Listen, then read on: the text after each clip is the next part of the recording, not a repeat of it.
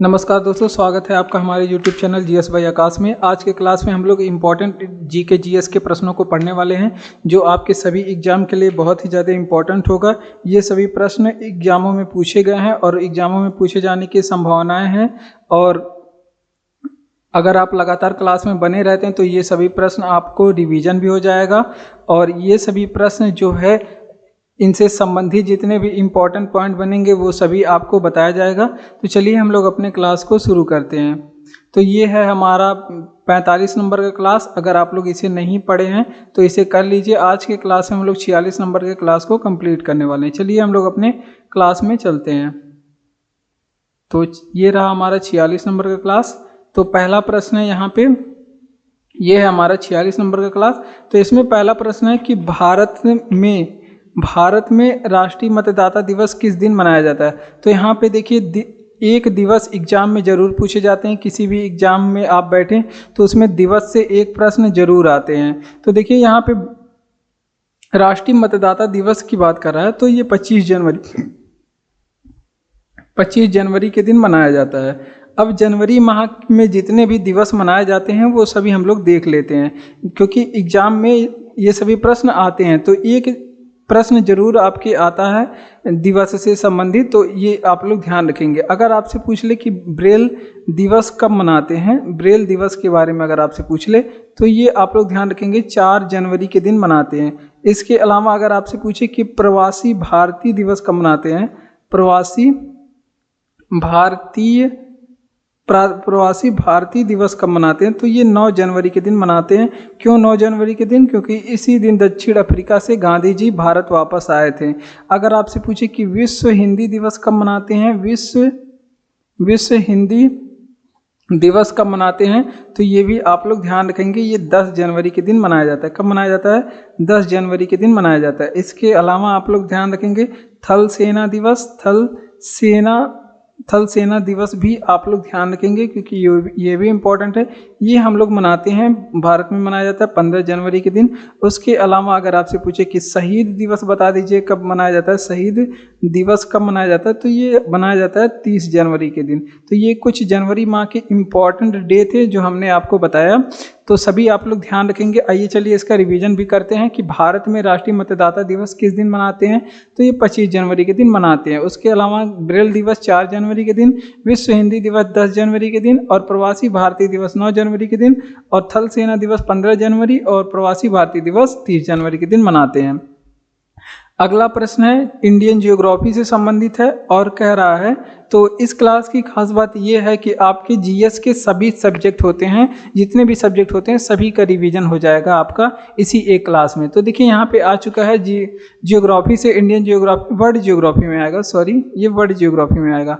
कह रहा है कि पाकिस्तान और भारत के बीच रेखा को क्या कहते हैं। तो देखिए पाकिस्तान और भारत के बीच की जो रेखा है वो उसे कहते हैं रेड क्लिफ रेखा। और ये भी पूछा जाता है कि ये फला रेखा कब खींचा गया था, ये भी पूछा जाता है। तो ये आप लोग ध्यान रखेंगे। तो इस रेखा को क्या कहते हैं? रेड क्लिफ रेखा कहते हैं। और ये रेखा कब खींचा गया था, ये भी पूछा जाता है एग्जाम में। तो ये 1947 में खींचा गया था, जब भारत आज़ाद हो रहा था उसी समय। और किसने खींचा था, तो ये भी आप लोग ध्यान रखेंगे कि सर रेडक्लिफ ने इस रेखा को खींचा था। किसने? सर रेडक्लिफ ने इस रेखा का निर्धारण किया था। और भी कुछ देश हैं हमारे, जो कुछ पड़ोसी देश हैं या फिर कुछ अंतर्राष्ट्रीय देश हैं, उनके बीच की सीमाओं के बारे में पूछा जाता है। तो आइए हम लोग चलिए कुछ देशों के बारे में देख लेते हैं। जैसे अगर आपसे पूछे मैकमोहन रेखा, ये हमारे भारत के पड़ोसी देश के बीच में जो भारत से सीमा लगती है, वो सभी रेखाएं बहुत ही ज़्यादा इंपॉर्टेंट है, क्योंकि बहुत बार एग्जाम में पूछी जाती हैं। मैकमोहन रेखा के बारे में अगर आपसे पूछे ये किसके बीच में है, तो ये आप लोग ध्यान रखेंगे भारत एंड चीन के बीच में है। अगर आपसे पूछे कि इसका निर्धारण किसने किया था, तो ये आप लोग ध्यान रखेंगे कि सर मैकमोहन ने इसका निर्धारण किया था। किसने किया था? सर मैकमोहन ने इसका निर्धारण किया था। कब किया था? 1914 में शिमला समझौता हुआ था, उसमें ये निर्धारण किया गया था। अब अगला आपको ध्यान रखना है डुरंड रेखा के बारे में। डुरंड रेखा, देखिए इन सभी रेखाओं के बारे में बच्चे को पता है, तो इस पे आप लोग मत जाइए, कि आप लोग इस पे ध्यान दीजिए कि ये रेखा का निर्धारण कब हुआ था, ये आप लोग ध्यान दीजिए। तो ये रेखा दुरंड रेखा जो है ये अफगानिस्तान और पाकिस्तान के बीच में स्थित है। किसके बीच में? अफगानिस्तान और पाकिस्तान के बीच में। इसका जो निर्धारण है 1893 में किया गया था। तो ये सभी रेखाओं के बारे में भी आप लोग ध्यान रखेंगे और उनके निर्धारण और किसने निर्धारण किया था तो ये भी आप लोग ध्यान रखेंगे, क्योंकि ये सभी पॉइंट एग्जाम में पूछी जाती है। जैसे पाकिस्तान और भारत के बीच के सीमा रेखा को रेड क्लिफ रेखा कहते हैं, ये सभी को पता है। और कब किसने खींचा, कब खींचा, ये तो बहुत कम लोगों को पता होगा। तो सर रेड क्लिफ ने 1947 में इसका निर्धारण किया था। मैकमोहन रेखा भारत और चीन के बीच में, बहुत पुराना प्रश्न है, सभी बच्चों को पता है। लेकिन किसने किया? सर मैकमोहन ने कब किया? 1914 में शिमला समझौता में। और डूरंड रेखा पाकिस्तान और अफगानिस्तान के बीच में स्थित है, 1893 में इसका निर्धारण किया गया। अगला प्रश्न आ चुका है पॉलिटी से। पॉलिटी से प्रश्न आ चुका है कि वर्तमान अटॉर्नी जनरल कौन है। तो अटॉर्नी जनरल जिसे एजी भी बोलते हैं, अटॉर्नी जनरल यानी कि अटॉर्नी जनरल को क्या कहते हैं? इन्हें महान्यायवादी कहते हैं। ठीक, हिंदी में इन्हें न्यायवादी कहते हैं। अब अटॉर्नी जनरल वर्तमान समय में पूछ रहा है कौन है, तो आर वेंकट रमणी है। कौन है? आर वेंकट रमणी है वर्तमान समय अटॉर्नी जनरल हमारे भारत के। महान्यायवादी कौन है? आर वेंकट रमणी। अगर आपसे पूछे कि भारत के पहले अटॉर्नी जनरल कौन है, भारत के पहले अटॉर्नी जनरल कौन है, तो वो है MC सीतलवाड़। सबसे पहले कौन बने थे? अटॉर्नी जनरल MC सीतलवाड़ बने थे। ठीक, ये भी बातें आप लोग ध्यान रखेंगे। अब महान्यायवादी के बारे में क्या क्या एग्जाम में पूछा जाएगा, महान्यायवादी के बारे में पॉलिटी से क्या क्या प्रश्न बन सकते हैं, आइए हम लोग इस पे चर्चा कर लेते हैं। तो देखिए, न्यायवादी के बारे में थोड़ी सी बातें देखेंगे। अगर आपसे पूछे कि महान्यायवादी की नियुक्ति कौन करता है, तो ये भी आप लोग बताएंगे कि महान्यायवादी की नियुक्ति कौन करता है? राष्ट्रपति महोदय जी करते हैं। महान्यायवादी की नियुक्ति कौन करता है? राष्ट्रपति महोदय करते हैं। और किस अनुच्छेद के तहत? तो अनुच्छेद 76 के द्वारा महान्यायवादी की नियुक्ति करते हैं राष्ट्रपति। अगर आपसे पूछे कि इनकी योग्यता कितनी होनी चाहिए, महान्यायवादी की योग्यता कितनी होनी चाहिए, तो ये भी आप लोग ध्यान रखेंगे कि सुप्रीम कोर्ट के मुख्य न्यायाधीश के बराबर इनकी योग्यता होनी चाहिए। कितनी योग्यता होनी चाहिए? सुप्रीम कोर्ट के मुख्य न्यायाधीश होने के बराबर इनकी योग्यता होनी चाहिए। अगर आपसे पूछे कि इनका कार्यकाल कितने वर्ष का होता है, कार्यकाल कितने वर्ष का होता है, तो ये आप लोग ध्यान रखेंगे कि राष्ट्रपति की इच्छा अनुसार, यानी कि राष्ट्रपति के प्रसाद पर्यंत पे इनका कार्यकाल होता है, यानी कि निर्धारण नहीं होता है। ठीक, तो ये बातें आप लोग ध्यान रखेंगे। चलिए हम लोग इसका रिवीजन कर लेते हैं। देखिए, अटॉर्नी जनरल कौन है? आर वेंकट रमणी वर्तमान समय में अटॉर्नी जनरल है। अगर पूछे कि भारत के पहले अटॉर्नी जनरल कौन है, तो MC सीतलवाड़ है। अब महान्यायवादी के बारे में पॉलिटी से क्या क्या प्रश्न बन सकता है कि इनकी नियुक्ति कौन करता है, तो राष्ट्रपति जी करते हैं। हजारों बार पूछा गया है एग्जाम में, इंपॉर्टेंट है।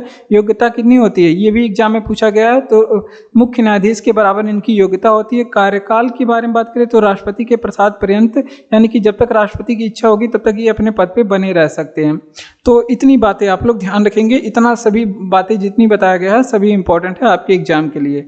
और अगर आपको क्लास अच्छा लग रहा हो तो क्लास को आप लोग लाइक कर दीजिए, चैनल को सब्सक्राइब करके हमारे साथ जुड़ जाइए इसी तरह के और भी क्लास पाने के लिए। और अपने दोस्तों तक भी इस क्लास को शेयर करिए। और PDF चैनल जो है आपको टेलीग्राम चैनल पे मिल जाएगा, लिंक डिस्क्रिप्शन में दिया गया है। बढ़ते हैं हम लोग अपने अगले प्रश्न पे। अगला प्रश्न कि राज्य विधायिका में धन विधेयक को किसकी पूर्व सिफारिश पर प्रस्तुत होता है? राज्य विधायिका में धन विधेयक किसकी पूर्व सिफारिश पे प्रस्तुत होता है? तो ये आप लोग ध्यान रखेंगे, यहाँ पे किसकी बात कर रहा है? केंद्र की नहीं, राज्य विधायिका की बात कर रहा है। तो यहाँ पे पूर्व सिफारिश किसकी करेगी? राज्य का प्रमुख कौन होता है? तो राज्यपाल होता है। तो इसकी पूर्व सिफारिश पे, इनकी पूर्व सिफारिश पे धन विधेयक को प्रस्तुत किया जाता है राज्य विधायिका में इनके पूरी सिफारिश पे प्रस्तुत किया जाता है। ठीक, अगर आपसे पूछे कि यहाँ पे धन विधेयक, केंद्र में धन विधेयक की जांच जैसे लोकसभा अध्यक्ष करता है, ऐसे अगर यहाँ पे धन विधेयक की जांच की बात करें राज्यों में, तब कौन करेगा? तो यहाँ पे लोकसभा की जगह पे क्या होता है? विधानसभा होता है। तो जाहिर सी बात है विधानसभा अध्यक्ष इसकी जांच करेगा, विधानसभा का अध्यक्ष इसकी जांच करेगा। ठीक, ये भी बातें आप लोग याद रखेंगे। उसके अलावा अगर आपसे पूछे कि अब यहाँ पे अगर आपसे पूछे कि धन विधेयक सबसे पहले पेश कहाँ पे किया जाता है, अगर आपसे पूछे कि धन विधेयक को सबसे पहले पेश कहाँ पे किया जाता है, तो ये आप लोग ध्यान रखेंगे। सबसे पहले इसको पेश किया जाता है विधानसभा में। जैसे केंद्र में क्या किया जाता है? धन विधेयक को सबसे पहले पेश किया जाता है लोकसभा में। अब राज्य में लोकसभा की जगह पे क्या होता है, विधानसभा, तो यहाँ पे पेश किया जाता है लोकसभा में। फिर कहाँ पे जाता है धन विधेयक, फिर जाता है आपके विधान परिषद में। ठीक, जिस राज्य में विधान परिषद है, विधान परिषद में ये जाता है, विधान परिषद में जाता है। फिर उसके बाद विधान परिषद पूछता है इसे कितने दिन तक रोक सकता है, तो मात्र 14 दिन तक इसे विधान परिषद रोक सकता है, इसके बाद इस पर मंजूरी देनी होगी। तो ये भी आप लोग ध्यान रखेंगे, मात्र 14 दिन तक राज्यसभा विधान परिषद इसे रोक सकता है। केंद्र में भी यही बात है और राज्य में यही बात है कि फिर विधान परिषद इसे कितने दिन तक रोक सकता है, मात्र 14 दिन तक। ठीक, ये भी बातें आप लोग ध्यान रखेंगे। और ये फिर पुनर्विचार के लिए नहीं लौटा सकता। ठीक, ये पुनर्विचार के लिए नहीं लौटा सकता, इसको पास ही करना होता है। ठीक, तो ये भी बातें आप लोग ध्यान रखेंगे। ठीक, इतनी बातें ध्यान रखेंगे। चलिए इसका रिवीजन करते हैं। देखिए क्या बात था कि राज्य विधायिका में धन विधेयक किसकी पूर्व सिफारिश पर प्रस्तुत होता है। तो अगर आपसे पूछे जांच कौन करता है, तो विधानसभा अध्यक्ष इसकी जांच करता है। सिफारिश किसकी सिफारिश पे पेश किया जाता है, तो राज्यपाल के। पहले कहाँ पे पेश किया जाता है, तो हमेशा विधानसभा में सबसे पहले पेश किया जाता है अगर राज्य विधायिका की बात हो तो। फिर जाएगा विधानसभा से पास हो गई, फिर जाएगा विधान परिषद में। विधान परिषद ज़्यादा से ज़्यादा इसे 14 दिन तक रोक सकता है, फिर उसके बाद इसको पास करना है। पुनर्विचार इस पर नहीं किया जाता। ठीक, ये बातें आप लोग ध्यान रखेंगे। तो ये भी आपका इंडियन पॉलिटी से प्रश्न था। तो यहाँ पे जीएस के जितने भी सब्जेक्ट होते हैं सभी से आपको प्रश्न मिलेंगे। देखिए 1 ओम बराबर होता है, 1 ओम किसके बराबर होता है, ये यहाँ पे पूछा गया है। तो 1 ओम बराबर 1 वोल्ट बटे 1 ओम बराबर क्या होता है, 1 वोल्ट बटे 1 एम्पियर। इसको बोलते हैं हम लोग, क्या बोलते हैं, इसको बोलते हैं 1 ओम। ठीक, 1 वोल्ट बटे 1 एम्पियर को क्या बोलते हैं, 1 ओम बोला जाता है। तो ये आप लोग ध्यान रखेंगे। और उसके बाद अगर आपसे पूछे कि धारा की माप, कुछ इंपॉर्टेंट प्रश्न यहाँ से, अगर आपसे पूछे कि धारा की माप किससे करते हैं, तो ये आप लोग जान चुके हैं कि ये साइंस से प्रश्न है। तो यहाँ पे देखिए धारा की माप हम लोग एम्पियर से में करते हैं। किस में करते हैं, एम्पियर में करते हैं। कहाँ पे, एम्पियर में करते हैं। अगर आपसे पूछे कि धारा की माप करने वाला यंत्र क्या होता है, तो इसको बोलते हैं अमीटर। क्या बोलते हैं, अमीटर बोलते हैं। अगर यहीं पे आपसे पूछ ले कि प्रतिरोध का मात्रक क्या होता है, अगर आपसे पूछे कि प्रतिरोध का मात्रक क्या होता है, 1000 बार एग्जाम में पूछा गया है, तो इसका मात्रक होता है ओम। प्रतिरोध का मात्रक क्या होता है, ओम। सिंबल कुछ इस तरह का बना होता है, आप लोग इलेक्ट्रॉनिक डिवाइस पे देखते होंगे। अगर आपसे पूछे कि किसी परिपथ में धारा की उपस्थिति देखने के लिए किस यंत्र का प्रयोग करते हैं, धारा की उपस्थिति चेक करने के लिए किस यंत्र का प्रयोग करते हैं, तो इसके लिए चेक किया जाता है, इसके लिए गैल्वेनोमीटर का उपयोग करते हैं। किसका उपयोग करते हैं, गैल्वेनोमीटर का उपयोग करते हैं। ठीक, तो ये सारी बातें आप लोग ध्यान रखेंगे क्योंकि आने वाले एग्जाम के लिए ये सभी बहुत ज़्यादा इंपॉर्टेंट है। गैल्वेनोमीटर का प्रयोग करते हैं धारा की उपस्थिति जांचने के लिए, और धारा की माप करने के लिए प्रयोग करते हैं अमीटर का। ठीक, तो ये सभी बातें आप लोग ध्यान रखेंगे। आइए चलिए इसका रिवीजन करते हैं कि 1 ओम किसके बराबर होता है। तो 1 ओम बराबर 1 वोल्ट बटे 1 एम्पियर के होता है, ये आप लोग ध्यान रखेंगे। धारा की माप हम लोग एम्पियर में करते हैं, किस यंत्र से मापते हैं, अमीटर से मापते हैं। इसी तरह धारा की उपस्थिति किस यंत्र से मापते हैं, गैल्वेनोमीटर से। प्रतिरोध का मात्रक क्या होता है, ओम होता है, एग्जाम में पूछा गया है। सभी प्रश्न यहाँ के इंपॉर्टेंट हैं। चलिए आगे बढ़ते हैं कि चंद्रयान 3 लॉन्च के समय इसरो के अध्यक्ष कौन थे। अब यहाँ पे हम लोग रॉकेट वगैरह के बारे में, इसरो के बारे में बात करेंगे इस प्रश्न में। देखिए चंद्रयान जब 3 लॉन्च हो रहा था उस समय इसरो के अध्यक्ष थे आपके जो वर्तमान समय हैं, कौन थे, एस सोमनाथ थे, सोमनाथ। अब यहाँ पे चंद्रयान 3 लॉन्च तो हुआ, लेकिन हमारे लिए यहाँ पे प्रश्न छोड़ के चला गया है। चंद्रयान 3 से क्या क्या प्रश्न पूछा जाता है कि ये चंद्रयान 3 पूछा जाता है कि पहुँचा कब। तो ये पहुँचा तो आपको याद है, मान लीजिए 23 अगस्त को पहुँचा था। 23 अगस्त अब कब छोड़ा गया था, 2023 में। ठीक, लेकिन 23 अगस्त को एक दिन घोषणा किया गया, क्या, इस दिन हम लोग राष्ट्रीय अंतरिक्ष दिवस मनाते हैं। इस दिन से राष्ट्रीय अंतरिक्ष दिवस मनाने की शुरुआत हो गई। तो ये भी आप लोग ध्यान रखेंगे। उसके बाद अब ये पूछा जाता है कि इसके रॉकेट का क्या नाम था, चंद्रयान 3 जो गया था इसके रॉकेट का क्या नाम था। तो LVM-3M4 इसके रॉकेट का नाम था, LVM-3M4 इसके रॉकेट का नाम था। ये भी बात आप लोग ध्यान रखेंगे। और चंद्रयान 3 जिस जगह पे उतरा था उस जगह को किस नाम से जाना जाता है, ये भी पूछा जाता है। तो इस जगह का नाम रखा गया है शिव शक्ति पॉइंट। क्या नाम रखा गया है, शिव शक्ति पॉइंट, तो ये भी एग्जाम के लिए इम्पोर्टेंट है। अब वहीं पे अगर आपसे पूछे कि चंद्रयान 1 के रॉकेट का नाम बता दीजिए, चंद्रयान 1 के रॉकेट, तो इसके लिए चला गया, इसके रॉकेट का नाम था PSLV C11 इसके रॉकेट का नाम था। ये भी आप लोग ध्यान रखेंगे। PSLV का फुल फॉर्म क्या है? पोलर सैटेलाइट लॉन्च व्हीकल इसका फुल फॉर्म है। ठीक, तो इतनी बातें आप लोग ध्यान रखेंगे इस प्रश्न से। चंद्रयान 3 लॉन्च के समय इसरो के अध्यक्ष कौन थे? तो सोमनाथ थे इसरो के अध्यक्ष। चंद्रयान 3 पहुंचा कब था? तो 23 अगस्त 2023 को पहुंचा था। इस दिन हम लोग राष्ट्रीय अंतरिक्ष दिवस मनाते हैं। इंपॉर्टेंट है, ये आप लोग ध्यान रखेंगे। और रॉकेट का क्या नाम था? LVM-3M4 रॉकेट का नाम था। उत्तरा जहाँ पे था उस जगह का नाम है शिव शक्ति पॉइंट। चंद्रयान 1 के रॉकेट का नाम है PSLV C11। ये भी आप लोग ध्यान रखेंगे। अगला प्रश्न है कि कौन सी प्रक्रिया वाष्प को सीधे ठोस में परिवर्तित करती है? तो ये फिजिक्स से प्रश्न आ चुका है। तो इस प्रक्रिया को क्या बोलते हैं, बताएंगे आप लोग? तो देखिए, वाष्प से सीधे ठोस में परिवर्तित करने की प्रक्रिया को कहते हैं, इसको कहते हैं संघनन। इस प्रक्रिया को क्या कहते हैं? इस प्रक्रिया को कहते हैं संघनन। क्यों संघनन कहते हैं? आप तो कहेंगे कि संघनन से वर्षा होता है, तो संघनन से वर्षा होता है, ये तो बात सही है कि वर्षा होता है, लेकिन कभी कभी आप लोग देखते होंगे कि वाष्प उड़ता है, वाष्प जल वाष्प बन के उड़ता है और सीधे वर्षा के साथ में पत्थर गिरने लगते हैं, यानी कि पत्थर के गोले गिरने लगते हैं, पत्थर पड़ने लगते हैं, तो वो पत्थर क्या हो गया? ठोस हो गया। तो ठोस किस प्रक्रिया से बना? तो इसी संघनन प्रक्रिया से ही बना। तो इसीलिए वो कौन सी प्रक्रिया वाष्प को सीधा ठोस में परिवर्तित करती है? तो संघनन प्रक्रिया है जो वाष्प को सीधे ठोस में परिवर्तित करती है। आइए चलिए यहाँ से 2-4 प्रश्न बनते हैं, सभी को देख लेते हैं। अगर आपसे पूछे कि द्रव को सीधे वाष्प में कन्वर्ट करने वाली प्रक्रिया को क्या कहते हैं? द्रव को वाष्प में कन्वर्ट करने वाली प्रक्रिया को क्या कहते हैं? तो द्रव वाष्प में कैसे बदलता है? तो वाष्पीकरण के द्वारा बदलता है। ठीक, तो ये आप लोग ध्यान रखेंगे। द्रव को वाष्प में बदलना क्या कहलाता है? वाष्पीकरण कहलाता है। ये आप लोग एक पॉइंट आप लोग यहाँ पे ध्यान रखेंगे। उसके बाद अगर आपसे पूछे कि कौन सी प्रक्रिया में ठोस को सीधे वाष्प में बदला जाता है? कौन सी प्रक्रिया को ठोस को सीधे वाष्प में बदला जाता है? तो इसको कहते हैं ऊर्ध्वपातन। इस प्रक्रिया को क्या कहते हैं? ऊर्ध्वपातन कहते हैं। और जैसे आपका कपूर का जलना, एग्जाम मतलब छोटे क्लासों में ये सिखाया गया है, कपूर का जलना। आपके चश्मा वाले गुरुजी जो थे वो आपको बताए थे कि कपूर का जलना जो है ऊर्ध्वपातन का उदाहरण है। ये आप लोग ध्यान रखेंगे।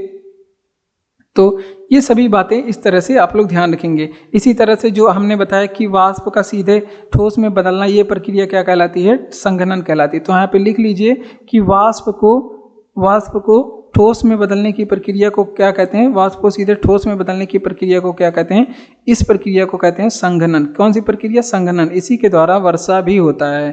ठीक, इतनी बातें आप लोग ध्यान रखेंगे। तो देखिए, कौन सी प्रक्रिया वाष्प को सीधे ठोस में? तो संघनन प्रक्रिया बदलती है। उसके अलावा द्रव को वाष्प में बदलने की प्रक्रिया को क्या कहते हैं? आप सभी जानते हैं, इसको वाष्पीकरण कहते हैं। और ठोस को सीधे वाष्प में बदलने की क्रिया को ऊर्ध्वपातन कहते हैं, जैसे कपूर का जलना। अब अगला प्रश्न है हमारा, मॉडर्न हिस्ट्री से है, कह रहा है कि गांधी इरविन समझौता कब हुआ था? तो गांधी इरविन समझौता होने की बात करें तो ये हुआ था 5 मार्च 1931 को। कब हुआ था? गांधी इरविन समझौता 5 मार्च 1931 को। और इसमें कुछ कार्य किए गए हैं। क्या कार्य किए गए? इसी के तहत ही सविनय अवज्ञा आंदोलन जो कि शुरू हुआ था 1930 में, तो जो कि जिसे नमक तोड़ो कानून भी बोलते हैं, इसे क्या किया गया? रोक दिया गया। सविनय अवज्ञा जो आपका आंदोलन था, इसी के तहत इसे क्या किया गया? इसी के तहत इसे रोक दिया गया। ठीक, ये बातें आप लोग ध्यान रखेंगे। अब अगला बात, जब सेकंड गोलमेज सम्मेलन था तो इसी के तहत सेकंड गोलमेज सम्मेलन में गांधी जी गए। गोलमेज सम्मेलन में गांधी जी गए। ठीक, ये बातें आप लोग ध्यान रखेंगे। अच्छा, अगर आपसे पूछे कि तीनों गोलमेज सम्मेलन में कौन गए थे? तीनों गोलमेज सम्मेलन में कौन भाग लेने गए थे? तो ये भी आप लोग ध्यान रखेंगे। तीनों गोलमेज सम्मेलन में भीमराव अंबेडकर जी गए थे। और कौन गया था? भीमराव अंबेडकर जी गए थे। और इनके साथ थे तेज बहादुर स्प्रू। कौन थे? तेज बहादुर स्प्रू। तो इतनी बातें आप लोग ध्यान रखेंगे। तो देखिए फिर से रिवीजन करते हैं कि गांधी इरविन समझौता कब हुआ था। 5 मार्च 1931 के दिन गांधी इरविन समझौता हुआ था। इसी के तहत सविनय अवज्ञा आंदोलन को रोक दिया गया। और दूसरे गोल सम्मेलन में कौन गए थे? महात्मा गांधी जी गए थे। कौन गए थे? गांधी जी गए थे। तो ये भी आप लोग ध्यान रखेंगे। और तीनों गोल सम्मेलन में भीमराव अंबेडकर और तेज बहादुर स्प्रू जी गए थे। और अगला प्रश्न है कि कौन धमनी, अब यहाँ पे देखिए बायो का प्रश्न आ चुका है कि कौन धमनी ऑक्सीजन रहित रक्त को ले जाती है। तो आप लोग समझ चुके होंगे कि अब इस क्लास में हम लोग इस प्रश्न से हम लोग थोड़ी सी धमनी और शिरा के बारे में पढ़ेंगे। तो देखिए कौन सी धमनी, धमनी का वैसे कार्य क्या होता है? धमनी का कार्य क्या होता है? तो देखिए धमनी जो होती है वो आपके हृदय से रक्त को ले जाती है, हृदय से रक्त को ले जाती है शरीर को। किसे? शरीर को। अब जब शरीर में रक्त जा रही है, अब जब शरीर में रक्त जा रहा है तो यहाँ पे शुद्ध रक्त जाएगा, यानी कि ऑक्सीजन युक्त रक्त जाएगा। तो ये भी बात आप लोग ध्यान रखेंगे कि धमनी जो है शुद्ध रक्त ले जाती है, यानी कि जो ऑक्सीजन जिसमें मिला होता है वो वाली रक्त ले जाती है। लेकिन यहाँ पे कह रहा है कि ऑक्सीजन रहित, यानी कि बिना ऑक्सीजन वाली रहित कौन सी धमनी ले जाती है? तो इसका नाम एक अलग धमनी होती है, मतलब धमनी का एक टाइप है, तो उसको बोलते हैं फुसफुस धमनी। कौन सी धमनी बोलते हैं? फुसफुस धमनी। ये क्या करती है? ये गंदे रक्त को ले जाती है, मतलब बिना ऑक्सीजन वाला रक्त को ले जाती है। तो बिना ऑक्सीजन वाला रक्त ले जाती है, यानी कि इसमें क्या मिला होता है? Carbon dioxide. ये कार्बन डाइऑक्साइड वाले अशुद्ध रक्त को फुसफुस धमनी ले जाती है। ठीक, तो ये भी बात आप लोग ध्यान रखेंगे, ये सभी बातें आप लोग ध्यान रखेंगे। इसी तरह से है शिरा। आपका शिरा क्या कार्य करता है? शिरा जो है ये आपके पूरे शरीर से रक्त ले जाता है। कहाँ पे? पूरे शरीर से रक्त ले जाता है आपके हृदय में। कहाँ से? हृदय में। जब हृदय में रक्त जाएगा तो वहाँ पे पंप करने के लिए जाएगा, तो ये कैसा रक्त होता है? अशुद्ध रक्त होता है। कैसा रक्त होता है? अशुद्ध रक्त होता है। ठीक,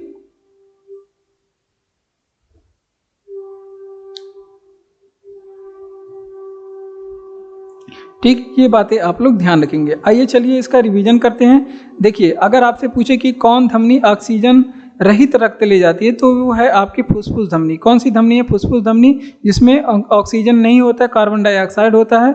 ये कैसे रक्त होते हैं? अशुद्ध रक्त होते हैं। और धमनी क्या काम करती है? ये हृदय से शरीर की ओर रक्त ले जाती है, और एक ऐसी रक्त ले जाती है, शुद्ध रक्त ले जाती है। ठीक, धमनी। जबकि फुसफुस धमनी जो है वो अशुद्ध रक्त ले जाती है। अशुद्ध रक्त यानी कि जिसमें कार्बन डाइऑक्साइड हो, अशुद्ध रक्त जिसमें ऑक्सीजन हो। इसका मतलब ये है। शिरा जो क्या काम करती है? ये शरीर से रक्त ले जाती है। कहाँ पे? हृदय की ओर। तो जब हृदय की ओर रक्त ले जाती है तो ये अशुद्ध रक्त होता है। कैसा रक्त होता है? अशुद्ध रक्त होता है, यानी कि इसमें कार्बन डाइऑक्साइड मिले होते हैं अशुद्ध रक्त में। ठीक, उसके अलावा अगर आपसे पूछे कि फुसफुस शिरा क्या काम करता है?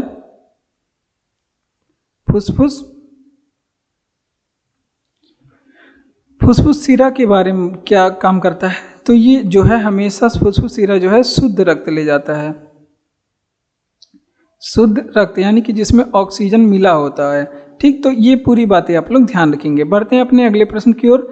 अगला प्रश्न है कि भारतीय संविधान के अनुसार दल बदल के आधार पर निर्भरता का उल्लेख है। तो दल बदल जो है ये किस अनुच्छेद में उल्लेख है? तो ये पूछा जाता है किस अनुसूची, कहाँ गया, किस भारतीय संविधान के अनुसार दल बदल के आधार पर निर्भरता का उल्लेख? तो ये आपके 10वें अनुसूची में है। ठीक, 10वें अनुसूची में है। और ये पहले आप लोग जानते हैं कि संविधान में पहले हमारे पास कितने अनुसूची थे? केवल 8 अनुसूची, और बाकी के सभी अनुसूचियों को जोड़ा गया है। तो दल बदल आप लोग के प्रश्न माइंड में आ सकता है कि कब जोड़ा? तो 52वां संविधान संशोधन 1985 के द्वारा इसे जोड़ा गया।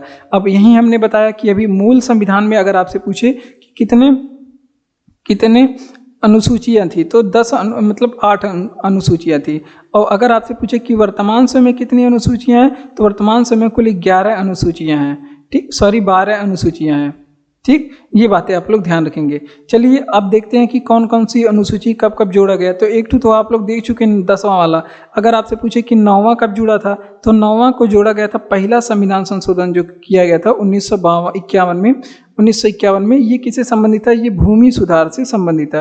किससे संबंधित था? भूमि सुधार थे। उसके बाद फिर 10वां आप लोग देख चुके हैं, 11वां के लिए कब कौन सा संविधान संशोधन किया गया, तो इसके लिए किया गया था 73वां संविधान संशोधन, जो कि 1992 में हुआ था। और ये किससे संबंधित था, ये पंचायत से संबंधित था। किससे, पंचायत से संबंधित था। और 12वां अनुसूची कब जुड़ा था, तो इसके लिए किया गया था 74वां संविधान संशोधन, जो कि 1993 में हुआ था। और ये किससे संबंधित था, नगर पालिका से संबंधित था। इसके काम करने के लिए 18 विषय दिए गए हैं। तो ये पूरी बातें आप लोग ध्यान रखेंगे। आइए चलिए रिवीजन कर लेते हैं कि भारतीय संविधान के अनुसार दल बदल के आधार पर निरर्हता का उल्लेख है। तो ये 10वीं अनुसूची में उल्लेख है इसका। किस अनुसूची में, 10वीं अनुसूची में। और 10वीं अनुसूची को जोड़ा गया था 52वां संविधान संशोधन 1985 के द्वारा, क्योंकि जब मूल संविधान हमारा बना था तो केवल 8 अनुसूचियां थी। अब वर्तमान समय 12 अनुसूचियां हो गई हैं। कैसे 12 हो गई हैं, जोड़ा गया होगा तभी तो 12 हुई हैं। तो इसी वजह से कौन कौन सा जोड़ा गया, तो 10वां, 9वां, 11वां, 12वां ये सभी जोड़ा ही गया है। तो इस वजह से हो गई हैं अब 12 अनुसूची। और पहला वाला जो जुड़ा था, जो 9वां अनुसूची जुड़ा था, पहला संविधान संशोधन 1951 के द्वारा, जो कि भूमि सुधार से संबंधित था। और 10वां अनुसूची जुड़ा था ये आपके दल बदल वाला। और 11वां अनुसूची 73वां संविधान संशोधन 1992 के द्वारा जुड़ा, जो कि पंचायती राज से संबंधित है। और 12वां नंबर का जो अनुसूची है वो 74वां संविधान संशोधन 1993 के द्वारा जोड़ा गया, जो कि नगर पालिका से संबंधित है। अगला प्रश्न फिर साइंस से आ चुका, बायो से है। कह रहा है कि आहार नाल की सबसे बाहरी परत कहलाती है। तो इस तरह से देखिए प्रश्न पूछे जाते हैं, आपको बढ़िया से पढ़ना है। तो सिरोसा कहलाता है आहार नाल की जो बाहरी परत है, उसको वो कहलाता है आपका सिरोसा। आइए पूरे आहार नाल के बारे में हम लोग देखते हैं। अगर आपसे पूछे कि ये जो आहार नाल है, ये अगर आपसे पूछे ये शुरू कहाँ से होता है, तो ये अपना मुख से शुरू होता है। पाचन भी मुख से ही शुरू होता है। अगर आपसे पूछे कि आहार नाल का अंत कहाँ पे होता है, तो मलाशय तक यहाँ पे इसका अंत होता है, जिसे गुदा भी बोलते हैं। अब आइए पाचन शुरू कहाँ पे होता है, पाचन के बारे में थोड़ी सी बातें कहानी देखते हैं पाचन के बारे में, क्योंकि ये पाचन से संबंधित प्रश्न है। तो पाचन के बारे में हम लोग थोड़ी सी बातें देखेंगे। अगर आपसे पूछे कि पाचन शुरू कहाँ पे होता है, तो देखिए पाचन शुरू जो है मुख में हो जाता है। फिर उसके बाद जाता है मुख से, उसके बाद मुख से भोजन जाता है ग्रास नली में। कहाँ पे जाता है, ग्रास नली में। और ग्रास नली से फिर भोजन जाता है अमाशय में। कहाँ पे जाता है, अमाशय में जाता है। अमाशय से फिर भोजन कहाँ पे जाता है, अमाशय से भोजन छोटी आंत में जाता है। कहाँ पे, छोटी आंत में। यहाँ पे सबसे ज़्यादा पाचन होता है। उसके बाद चला जाता है बड़ी आंत में, बड़ी आंत में भोजन चला जाता है। उसके बाद फिर मलाशय के द्वारा, मलाशय जिसे गुदा बोलते हैं, इसके द्वारा जो है मल बाहर निकल जाता है। और छोटी आंत के बारे में यहाँ पे ध्यान रखेंगे। यहाँ पे भोजन का अधिकांश पाचन अगर आपसे पूछे कहाँ पे होता है, तो छोटी आंत में होता है। भोजन का अवशोषण अगर आपसे पूछ ले, जल का अवशोषण कहाँ पे होता है, तो बड़ी आंत में होता है। तो इतनी बातें आप लोग ध्यान रखेंगे। चलिए इसका रिवीजन कर लेते हैं। देखिए आहार नाल की सबसे बाहरी परत क्या कहलाती है, सिरोसा कहलाती है। तो आप लोग यहाँ पे घबराइए नहीं, अब चर्चा करते हैं पूरी बातों पे। देखिए शुरू कहाँ से होता है, मुख, भोजन का जो है आहार नाल शुरू कहाँ से होता है, मुख से।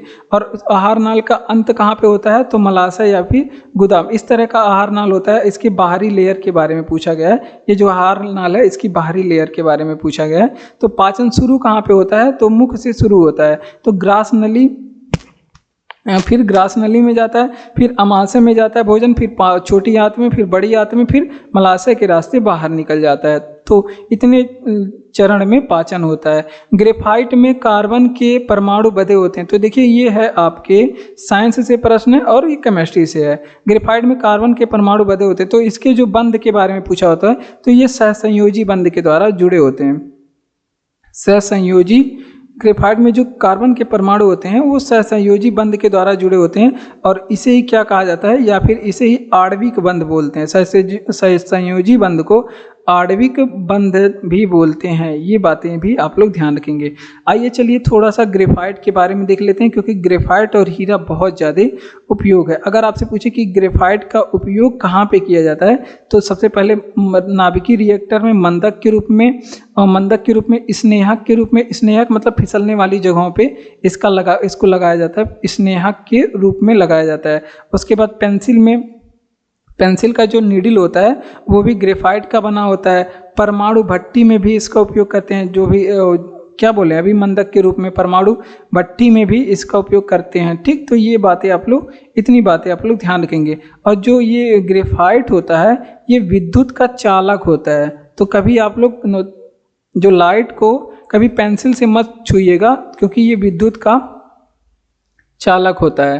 तो ये भी बातें आप लोग ध्यान रखेंगे, ग्रेफाइट विद्युत का चालक होता है। और कार्बन के मुख्य अपरूप जो है माने जाते हैं, कार्बन के जो सबसे मुख्य अपरूप, वैसे कार्बन के अपरूप तो बहुत हैं, कार्बन के अपरूप बहुत हैं, लेकिन अगर आपसे पूछे कि मुख्य जो किसे माना जाता है, एक तो हीरा को माना जाता है और एक ग्रेफाइट को माना जाता है। और ये भी बातें एग्जाम में पूछा गया है, कार्बन के जो अपरूप हैं हीरा और ग्रेफाइट को माना जाता है। तो देखिए ग्रेफाइट में कार्बन परमाणु बंधे होते हैं, तो ये सहसंयोजी बंध के द्वारा बंधे होते हैं, जिसे आणविक बंध भी बोला जाता है। ठीक, और ग्रेफाइट का उपयोग कहाँ पे किया जाता है, तो मंदक के रूप में, स्नेहक के रूप में, पेंसिल में भी इसका उपयोग किया जाता है, परमाणु भट्टी में भी इसका उपयोग किया जाता है। और ग्रेफाइट जो होता है आपका विद्युत का चालक होता है, तो आप कभी भी पेंसिल से लाइट को नहीं पकड़ेंगे, टच करेंगे, नहीं तो पटक देगा उठा करके वहीं पे। फिर उसके बाद कार्बन के मुख्य अपरूप क्या होते हैं, हीरा और ग्रेफाइट कार्बन के मुख्य अपरूप होते हैं। आइए चलिए बढ़ते हैं अपने अगले प्रश्न की ओर। तो अगला प्रश्न हमारा कह रहा है कि विद्युत मोटर विद्युत ऊर्जा को किसमें परिवर्तित करता है। तो ये वाला भी प्रश्न पूछा जाता है कि इस फला एनर्जी को दूसरे एनर्जी में कन्वर्ट करना, तो ये भी प्रश्न पूछा जाता है। तो देखिए विद्युत मोटर जो काम करता है वो विद्युत ऊर्जा को बदलने का काम करता है। किसमें, यहाँ पे ऊपर लिख लीजिए और नीचे एडिशनल पॉइंट लिखेंगे। तो ये विद्युत ऊर्जा को यांत्रिक ऊर्जा में बदलता है। किस ऊर्जा में, यांत्रिक ऊर्जा में बदलता है। तो ये था इसका जवाब। अब कुछ इससे इसी का सेम उल्टा काम करता है आपका विद्युत डायनेमो, इसको बोलते हैं जनित्र। और डायनेमो के बारे में अगर आपसे पूछे, डायनेमो या फिर इसको हिंदी में क्या बोलते हैं, जनित्र बोलते हैं। ये क्या काम करता है, तो ये जो है आपकी यांत्रिक ऊर्जा को कन्वर्ट करता है, यांत्रिक, जिसे आप लोग जनरेटर भी बोलते हैं, यांत्रिक ऊर्जा को कन्वर्ट कर देता है ये विद्युत ऊर्जा में। किस में कन्वर्ट करता है, विद्युत ऊर्जा में। ठीक, तो ये बातें आप लोग ध्यान रखेंगे। अगला प्रश्न है, अब देखिए यहाँ पे देखिए माइक्रोफोन और स्पीकर के बारे में पूछा जाता है। स्पीकर क्या काम करता है, स्पीकर क्या काम करता है, तो ये आपके विद्युत ऊर्जा को कन्वर्ट करता है, विद्युत ऊर्जा को कन्वर्ट करता है किसमें, ध्वनि ऊर्जा में। किसमें करता है, ध्वनि ऊर्जा में। जो आपके फ़ोन का स्पीकर जिससे आप लोग गाना सुनते होंगे वो है। अगर आपसे पूछे कि माइक्रोफोन क्या काम करता है, माइक्रोफोन क्या काम करता है, तो स्पीकर का सेम उल्टा। तो ये क्या करता है, हम लोग बोलते हैं ध्वनि ऊर्जा होती है, ध्वनि ऊर्जा। फिर ये क्या करता है, ध्वनि ऊर्जा को कन्वर्ट कर देता है विद्युत ऊर्जा में। किस ऊर्जा में, विद्युत ऊर्जा में। तो ये काम करता है आपका माइक्रोफोन। तो ये यहाँ पे ये सभी बातें पूछी जाती है एग्जाम में बहुत ज़्यादा। ये सभी, ये विद्युत मोटर, स्पीकर, माइक्रोफोन, ये सभी बहुत पूछे जाते हैं। देखिए विद्युत मोटर क्या काम करता है, ये यांत्रिक ऊर्जा को कन्वर्ट कर, विद्युत मोटर विद्युत ऊर्जा को कन्वर्ट करता है किसमें, यांत्रिक ऊर्जा में। और ये इस प्रश्न का जवाब है। अब डायनमो के बारे में सेम इसका उल्टा होता है विद्युत मोटर का। ये क्या काम करता है, यांत्रिक ऊर्जा को कन्वर्ट करता है विद्युत ऊर्जा में। किसमें, विद्युत ऊर्जा में। स्पीकर क्या काम करता है, ये विद्युत ऊर्जा को कन्वर्ट करता है ध्वनि ऊर्जा में। माइक्रोफोन क्या काम करता है, ये ध्वनि ऊर्जा को कन्वर्ट करता है विद्युत ऊर्जा में। किसमें, विद्युत ऊर्जा में। तो ये था हमारा साइंस का प्रश्न। इस क्लास की खास बात ये है कि जीएस के आपके सभी सब्जेक्ट का रिवीजन हो जाएगा। तो आप लोग यहाँ पे बढ़िया से पढ़िए, अच्छे से पढ़िए। देखिए गोवा के मुख्यमंत्री कौन है, तो गोवा के मुख्यमंत्री हैं भाई प्रमोद सावंत। कौन है, प्रमोद सावंत जी बने हैं गोवा के मुख्यमंत्री। और अगर आपसे पूछे कि ये किस पार्टी के हैं, तो ये भी आप लोग ध्यान रखेंगे, ये भैया बीजेपी पार्टी के। किस पार्टी के, बीजेपी पार्टी के। अगर आपसे पूछे कि गोवा के राज्यपाल कौन है, अगर आपसे पूछे कि गोवा के राज्यपाल कौन है, तो श्रीधरन पिल्लई हैं यहाँ के राज्यपाल। श्रीधरन पिल्लई बोला जाता है, श्रीधरन पिल्लई यहाँ के राज्यपाल हैं। ठीक, अब गोवा के बारे में, ये सर्वाधिक नगरीकृत राज्य है भारत का, सर्वाधिक नगर इसमें है, तो इसी वजह से सर्वाधिक नगरीकृत राज्य बोला जाता है। और भारत का ये सबसे छोटा राज्य है। कैसा राज्य है भारत का, ये सबसे छोटा राज्य है। अगर आपसे पूछे कि इसके पास सबसे छोटी सीमा वाला राज्य भी है भारत का, सबसे छोटी सीमा वाला भी राज्य ये है, सबसे छोटी तट सीमा वाला भी राज्य ये है, सबसे छोटी तट सीमा वाला राज्य भी यही गोवा है। अगर आपसे पूछे गोवा के बारे में, यहाँ पे लिख लेते हैं, गोवा के बारे में अगर यहाँ पे पूछे कि पुर्तगाली यहाँ पे अधिकार कब कर लिए थे गोवा में, गोवा में पुर्तगाली का अधिकार कब हुआ था, तो 1510 में यहाँ पे पुर्तगालियों ने अधिकार कर लिया था। अब पुर्तगालियों से गोवा आज़ाद कब हुआ था, तो ये हुआ था 1961, आज़ादी के बाद आज़ाद हुआ था। अगर आपसे पूछे गोवा पूर्ण राज्य कब बना, पूर्ण राज्य का दर्जा कब मिला, तो 1987 में गोवा को पूर्ण राज्य का दर्जा मिला। तो ये सभी बातें जितना लिखा गया सभी आपके एग्जाम के लिए बहुत ही जरूरी है। तो देखिए हमने क्या क्या बताया कि गोवा के मुख्यमंत्री कौन है, तो प्रमोद सावंत यहाँ के मुख्यमंत्री है, पार्टी इनकी बीजेपी है, और यहाँ के जो राज्यपाल हैं श्रीधरन पिल्लई हैं। सर्वाधिक नगरीकृत राज्य कौन सा है, गोवा है। छोटा राज्य कौन सा है, गोवा। छोटी तटसीमा वाला राज्य हमारा कौन है, गोवा है। पुर्तगालियों ने गोवा पे अधिकार 1510 में किया था, फिर आज़ाद किए थे 1961 में पुर्तगालियों से, और पूर्ण राज्य बना गोवा 1987 में। ठीक, ये बातें आप लोग ध्यान रखेंगे। अब जाग्रोस पर्वत कहाँ स्थित है, तो देखिए अब कुछ पर्वतों के बारे में भी एग्जाम में पूछा जाता है कि फला पर्वत किस जगह पे स्थित है। जैसे यहाँ पे जाग्रोस पर्वत यहाँ पे पूछ रहा है, तो अब आप लोग समझ चुके होंगे कि इस प्रश्न में हम लोग किस चीज़ पे चर्चा करेंगे। तो यहाँ पे हम लोग पर्वतों के बारे में चर्चा करेंगे। तो जाग्रोस पर्वत जो है वो ईरान में स्थित है। तो इसी तरह से अगर आपसे पूछे कुछ पर्वतों के बारे में देख लेते हैं। जैसे अगर आपसे पूछे कि ब्लैक फॉरेस्ट पर्वत कहाँ पे स्थित है, ब्लैक फॉरेस्ट पर्वत कहाँ पे स्थित है,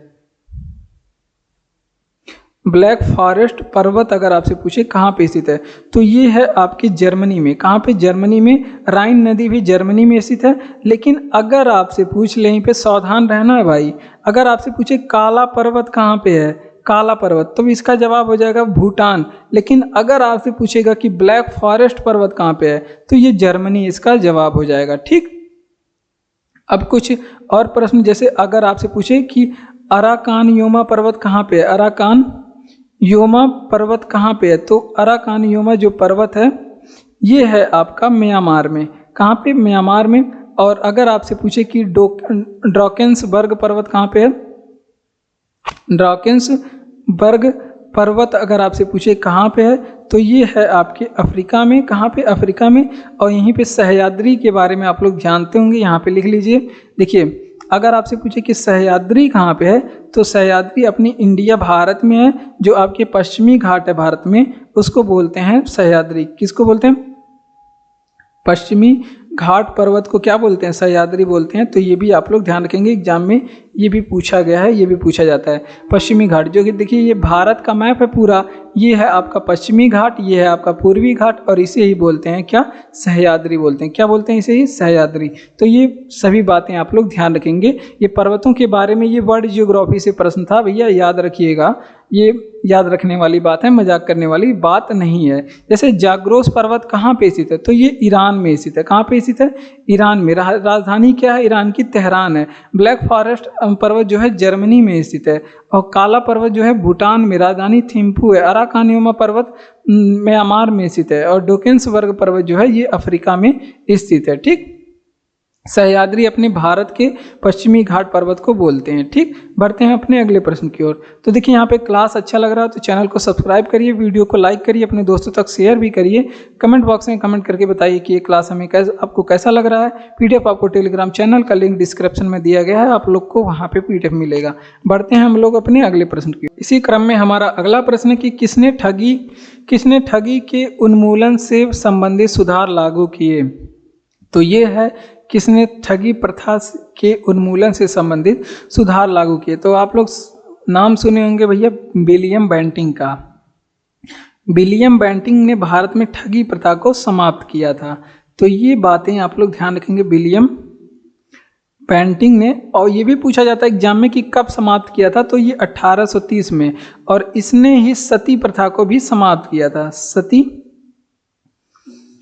तो इसने इस सती प्रथा को भी समाप्त किया था। अब सती प्रथा कब समाप्त हुई थी, तो ये समाप्त हुई थी 1829 में समाप्त हुई थी। ठीक, तो ये बातें आप लोग ध्यान रखेंगे। अब सती प्रथा के प्रयास के लिए, मतलब अंत करने के लिए सबसे ज़्यादा प्रयास किसने किया था, तो ये एग्जाम में पूछा जाता है। तो सबसे ज़्यादा प्रयास किए थे राजा राम मोहन राय ने। अब दास प्रथा का अंत किसने किया, दास प्रथा का अंत किसने किया था, तो इसको किए थे एलन बरो। बहुत ज़्यादा एग्जाम में ये सभी पूछे जाते हैं, आप लोग इसे मजाक में नहीं लेंगे। दास प्रथा का अंत एलन बरो ने किया था। गोद प्रथा का अंत किसने किया था? गोद प्रथा का अंत किसने किया था? तो ये किए थे आपके डलहौजी ने। किसने? डलहौजी साहब ने किए थे गोद प्रथा का अंत।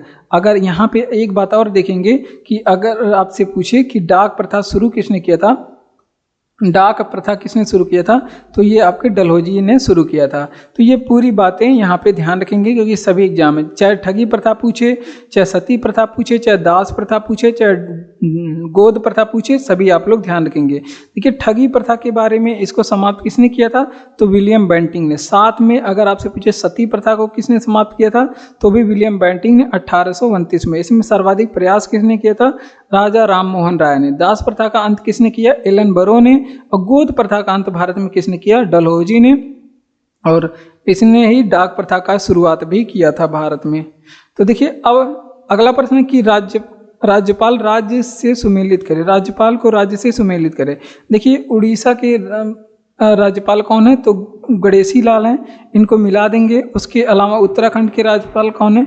गुरमीत सिंह, मिला देंगे। प्रदेश के राज्यपाल कौन है? तो आनंदीबेन पटेल। और अरुणाचल प्रदेश के राज्यपाल कौन है? तो बीडी मिश्रा हैं। इन सभी का मिलान कर देंगे। ठीक इसी तरह से तो अगला प्रश्न हमारा क्या कह रहा है कि उदयपुर वन्यजीव अभ्यारण्य कहाँ पे स्थित है? तो उदयपुर जो वन्यजीव अभ्यारण्य है ये बिहार में स्थित है। कहाँ पे? बिहार में। तो हमारे एग्जामों में वन्यजीव अभ्यारण्य या नेशनल पार्कों से संबंधित प्रश्न पूछे जाते हैं। तो आइए चलिए हम लोग कुछ वन्यजीव अभ्यारण्य या नेशनल पार्कों के बारे में देखेंगे। जैसे अगर आपसे पूछे कि वाल्मीकि नेशनल पार्क कहाँ पे स्थित है, वाल्मीकि नेशनल पार्क कहाँ पे स्थित है? तो ये भी कहाँ पे स्थित है? बिहार में स्थित है। कहाँ पे? बिहार में स्थित है। अब कुछ नेशनल पार्क, जैसे अगर आपसे पूछे कि पीलीभीत टाइगर रिजर्व कहाँ पे स्थित है, एग्जाम में पूछा गया पीलीभीत टाइगर रिजर्व कहाँ पे है। या फिर अगर आपसे पूछे कि महावीर स्वामी जो है टाइगर रिजर्व कहाँ पे स्थित है। या फिर अगर आपसे पूछे महावीर स्वामी अभ्यारण्य कहाँ पे स्थित है। या फिर अगर आपसे पूछे कि चंद्रप्रभा अभ्यारण्य कहाँ पे स्थित है, चंद्रप्रभा अभ्यारण्य कहाँ पे स्थित है। या फिर नवाबगंज अभ्यारण्य कहाँ पे स्थित है। नवाबगंज जो आपका पक्षी वाला अभ्यारण्य है, पक्षी अभ्यारण्य कहाँ पे स्थित है। ठीक, तो ये सभी बातें जो है आप लोग ध्यान रखेंगे। इसके अलावा दुधवा नेशनल पार्क पूछ ले तो ये सभी कहाँ पे स्थित है? उत्तर प्रदेश में। ये सभी आपके उत्तर प्रदेश में हैं। ठीक, ध्यान रखेंगे आप लोग। पीलीभीत टाइगर रिजर्व उत्तर प्रदेश में, महावीर स्वामी टाइगर रिजर्व जो है उत्तर प्रदेश में, चंद्रप्रभा अभ्यारण्य उत्तर प्रदेश में है, और नवाबगंज पक्षी अभ्यारण्य बहुत इंपॉर्टेंट है उत्तर प्रदेश में, दुधवा नेशनल पार्क ये सभी उत्तर प्रदेश में। और उदयपुर जो वन्य जीव अभ्यारण्य है बिहार में है, और वाल्मीकि नेशनल पार्क कहाँ पे है? ये भी बिहार में स्थित है। बढ़ते हैं अपने अगले प्रश्न की ओर। अगला प्रश्न है कि राज्यसभा में धन विधेयक को कितने दिनों के लिए रोक सकते हैं? तो देखिए राज्यसभा जो है धन विधेयक को मात्र 14 दिन तक रोक सकता है। कितने दिन तक? मात्र 14 दिन तक रोक सकता है। ठीक, इसके बाद इसको पास ही करना है उसको। तो अगर धन विधेयक की बात करें तो अगर आपसे पूछे कि ये धन विधेयक किस अनुच्छेद में है, तो अनुच्छेद नंबर 110 में धन विधेयक है। अगर आपसे पूछे कि धन विधेयक की जांच कौन करता है, तो ये आप लोग ध्यान रखेंगे कि संघ में केंद्र लोकसभा अध्यक्ष जांच करेगा। कौन?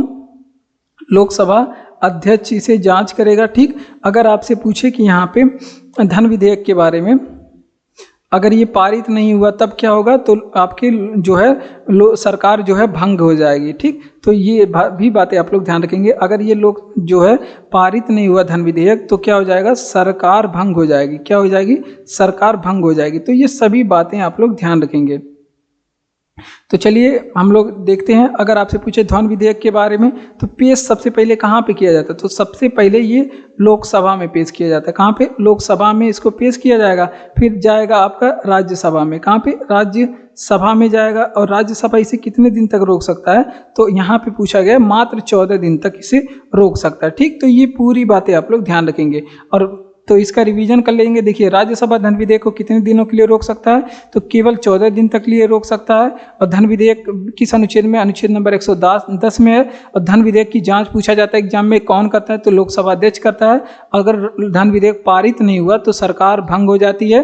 और पेश की बात करें केवल लोकसभा में पहले पेश किया जाता है, फिर राज्यसभा में जाता है, फिर ये ज़्यादा से ज़्यादा 14 दिन तक रोक सकता है। तो अगला प्रश्न है, क्या कह रहा है कि केरल से संबंधित नृत्य शैली कौन है। तो केरल से संबंधित जो नृत्य शैली है वो तो दो है, आपको ध्यान रखना है। एक आपका कथकली और दूसरा है आपका मोहिनी अट्टम। कौन है? मोहिनी अट्टम। ठीक, ये दोनों आप लोग ध्यान रखेंगे। जैसे अब कुछ राज्य और उनसे संबंधित नृत्य शैली के बारे में एग्जाम में पूछा जाता है, चाहे लोक नृत्य पूछे चाहे शास्त्रीय नृत्य पूछे, एग्जाम में एक प्रश्न यहाँ से आता है। तो देखिए अब कुछ राज्य और उनके लोक नृत्यों के बारे में हम लोग रिवीजन कर लेते हैं। जैसे अगर आपसे पूछे कि ओणम लोक नृत्य कहाँ का है, या फिर अगर आपसे ओणम त्योहार कहाँ का है, या फिर अगर आपसे पूछे कि अट्टुकल पोंगल कहाँ का है, ओणम या फिर हो गया आपका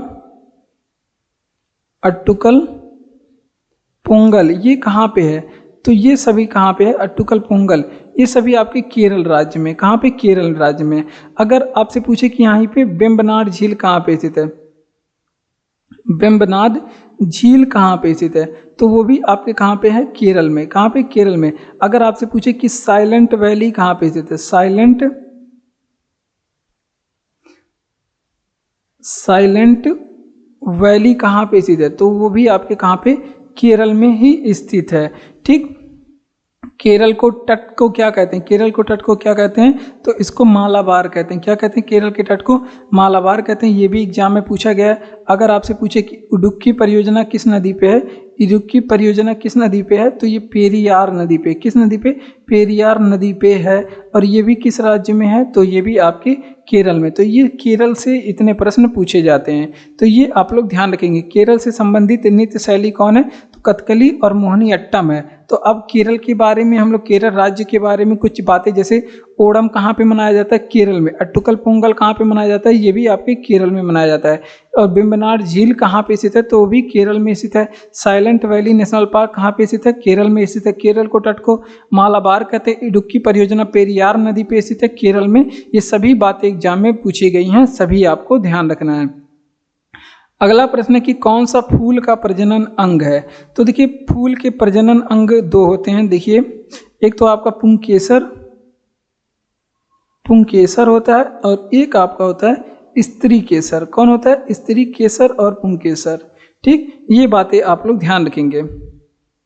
जिसमें से मादा जनन अंग को क्या कहते हैं, मादा जनन अंग क्या कहलाता है, तो देखिए मादा जनन अंग को जयांग बोलते हैं, जयांग, या फिर इसे ही बोलते हैं स्त्री केसर। क्या बोलते हैं इसे? स्त्री केसर बोलते हैं।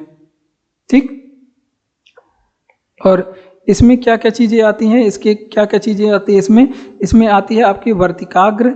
इसका पार्ट क्या है? वर्तिकाग्र होता है, फिर वर्तिका होता है, वर्तिकाग्र, वर्तिका और अंडाशय। क्या होता है इसमें, क्या पार्ट होता है? वर्तिकाग्र, वर्तिका और अंडाशय इसके पार्ट होते हैं। फिर उसके बाद अगर आपसे पूछे कि मादा जनन अंग को क्या कहते हैं, इसमें पुरुष जनन अंग को क्या कहते हैं, तो पुरुष जनन अंग को हम लोग बोलते हैं क्या, इसको बोलते हैं पुमंग। पुरुष जनन अंग को पुमंग या फिर पुंकेसर बोलते हैं। क्या बोलते हैं? पुमंग या पुंकेसर। इसके पार्ट क्या क्या होते हैं, तो इसमें कौन कौन पार्ट होते हैं? परागकोश होता है, उसके बाद आपका पुतंतु होता है, परागकोश, पुतंतु और दल, ये इसके पार्ट होते हैं। तो ये बातें आप लोग ध्यान रखेंगे। चलिए इसका रिवीजन कर लेते हैं। देखिए कौन सा फूल का प्रजनन अंग है, तो फूल के प्रजनन अंग जो पुरुष प्रजनन अंग है उसे पुंकेसर बोलते हैं। जो स्त्री प्रजनन अंग है फूल में उसको स्त्री केसर बोलते हैं। मादा जनन अंग जिसको जयांग भी बोलते हैं, स्त्री केसर भी बोलते हैं। पुरुष जनन अंग जिसे पुमंग बोलते हैं और पुंकेसर भी बोलते हैं। मादा जनन अंग के पार्ट क्या है, जैसे वर्तिकाग्र है, वर्तिका है, अंडाशय है। इसी तरह से पुरुष जनन अंग के पार्ट में क्या क्या आता है? परागकोश आता है, पतंतु आता है और दल आते हैं। ठीक, ये बातें आप लोग ध्यान रखेंगे, ये भी आपके एग्जाम के लिए इंपॉर्टेंट है। अगला प्रश्न है कि 2022 के राष्ट्रमंडल खेलों का आयोजन किस देश में किया गया था। तो ये जो आपका हुआ था ये हो चुका है बर्मिंघम में, क्योंकि ये इसका आयोजन जो है 4 वर्ष पे होता है। राष्ट्रमंडल खेल इसे कॉमनवेल्थ गेम भी बोलते हैं। इसका आयोजन कितने वर्ष पे होता है भैया? तो आयोजन इसका 4 वर्ष पे होता है। कितने वर्ष पे होते हैं? 4 वर्ष पे इसका आयोजन किया जाता है। तो जो 2022 में हुआ था वो कहाँ पे हुआ था? बर्मिंघम में हुआ था। और बर्मिंघम कहाँ पे है? इंग्लैंड में। यहाँ पे कॉमनवेल्थ गेम हो चुका। कॉमनवेल्थ किसे बोलते हैं? जो ब्रिटेन और उसके उपनिवेश जो रह चुके हैं उसे बोलते हैं। अगर आपसे पूछे कि कॉमनवेल्थ गेम की शुरुआत कब से मानी जाती है, कब से शुरुआत हुई थी, तो इसका शुरुआत 1930 में कहाँ पे? हैमिल्टन में हुआ था। सबसे पहले वहीं पे इसका शुरुआत हुआ था। हैमिल्टन कहाँ पे है? तो कनाडा में हैमिल्टन पड़ता है। अगर आपसे पूछे कि कॉमनवेल्थ जो गेम है उसका मुख्यालय कहाँ पे है, तो इसका मुख्यालय लंदन में है, क्योंकि वहीं पे इसका मुख्यालय है। ये बात आप लोग ध्यान रखेंगे। इसमें कितने देश शामिल हैं, तो ये भी आप लोग से पूछा जाएगा कि इसमें कितने देश शामिल हैं, तो 56 देश इसमें शामिल हैं। तो आइए इसका रिवीजन कर लेते हैं कि राष्ट्रमंडल खेलों का आयोजन किस देश में किया जाएगा। तो बर्मिंघम इंग्लैंड में इसका आयोजन किया गया था 2022 वाले का, और ये 4 वर्षों के अंतराल पे होता है। अब की जो होगा 2024 में होगा। और कहाँ पे होगा? ग्लासगो में होगा। ग्लासगो कहाँ पे है? आप लोग बताएंगे कमेंट बॉक्स में कमेंट करके। चलिए, इसका शुरुआत कब हुआ था? तो 1930 में हैमिल्टन कनाडा में इसका शुरुआत हुआ था। कहाँ पे? कनाडा में इसका शुरुआत हुआ था। मुख्यालय कहाँ पे है? लंदन में है। इसमें कितने देश शामिल हैं? 56 देश शामिल हैं। और 26 वाला कहाँ पे होगा? 22 में हुआ। 22 4 26। ये कहाँ पे होगा? ग्लासगो में होगा। अगला प्रश्न है हमारा कि 1954 में भारत रत्न से किसे सम्मानित किया गया। तो यहाँ पे 3 लोगों को 1954 में भारत रत्न दिया गया था। एक तो आपके थे सी राजगोपालाचारी,